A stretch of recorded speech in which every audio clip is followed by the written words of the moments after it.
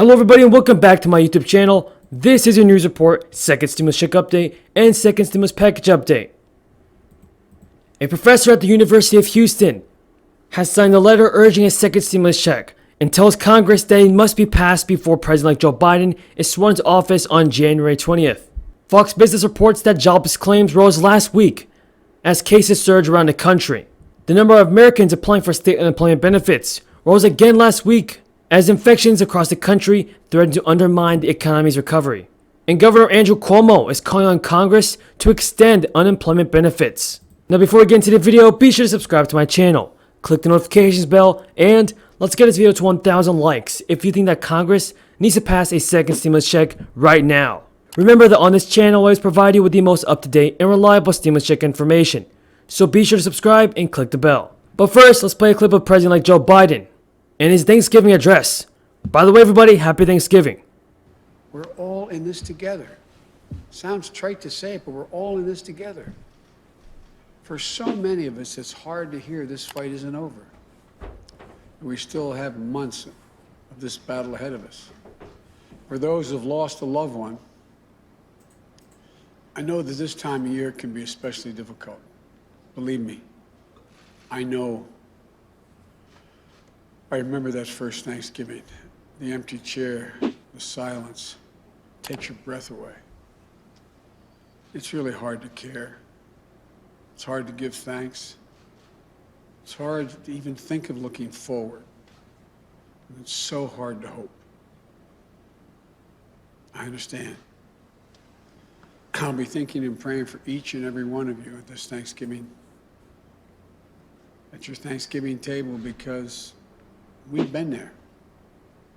This year we're asking Americans to forego so many of the traditions that we've long made in this holiday, which made it so special.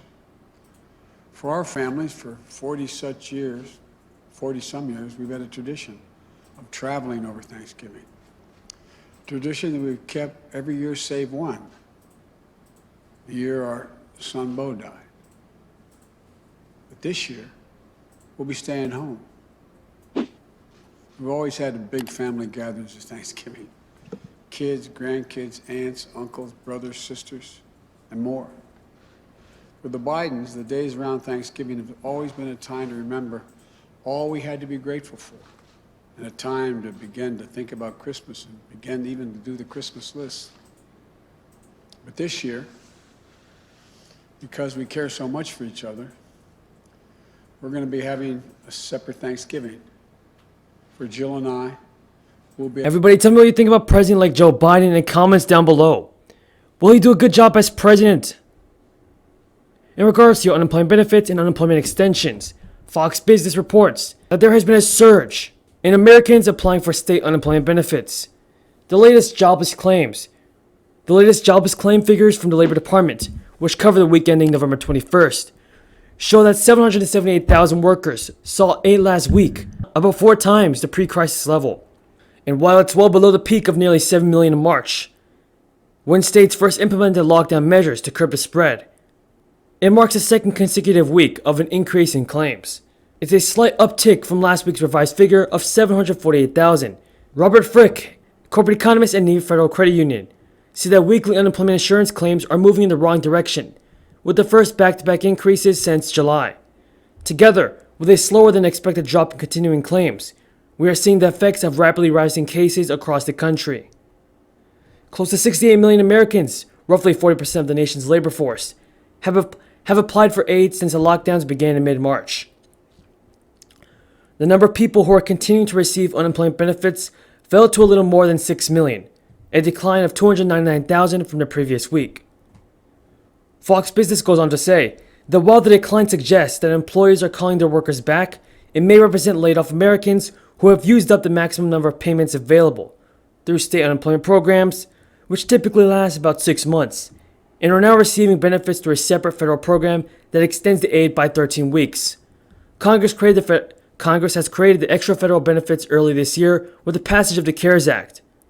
But those key federal jobless aid programs created in March are slated to expire at the end of the year, and that's set to leave about 12 million workers with no income on December 26th. Now, a report from Newsweek claims that stimulus figureheads McConnell and Pelosi are under fire because it has been 8 months since the Senate passed the CARES Act. GOP leadership in the Senate, meanwhile, has suggested smaller packages with a lower top-line spend, which backers described as more targeted. However, these have similarly failed to gain traction in the upper chamber. Each side has blamed the other for a lack of compromise. McConnell has been a constant target for Democrats, having caused ire among his rivals in Congress at several points in recent months. Senator Chris Murphy told MSNBC that Mitch McConnell is refusing to do anything. It comes with Pelosi and Senate Majority Leader and Senate Minority Leader Chuck Schumer having pushed for further talks with McConnell, with their staff having recently discussed potential routes moving forward. With that being said, everybody, that is all the news in regards to your second stimulus check and second stimulus payment. Now before you go, be sure to subscribe to my channel, click the notifications bell, and let's get this video to 1,000 likes if you think that Congress needs to pass a second stimulus.